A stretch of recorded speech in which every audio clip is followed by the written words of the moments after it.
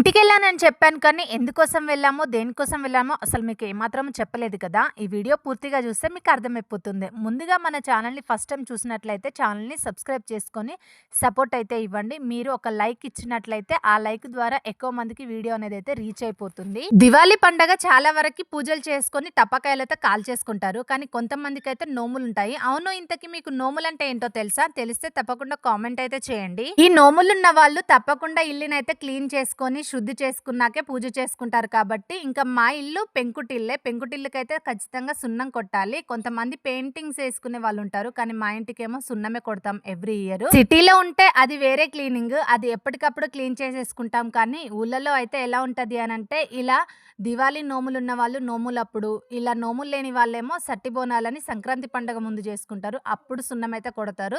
ఇంకా మాకు నోములు ఎలాగో ఉన్నాయి కాబట్టి మేమైతే ఎవ్రీ ఇయర్ ఈ దివాళీకి సున్నం కొట్టయితే పండుగని సెలబ్రేట్ చేసుకుంటాము. ముందు వీడియోలలో అయితే ఇంకా మేము ఎలా నోముకున్నామో ఆ వీడియోలు కూడా మీతో షేర్ చేసుకుంటాను. వీడియో నచ్చితే ఒక లైక్ చేయండి. Thank you so much.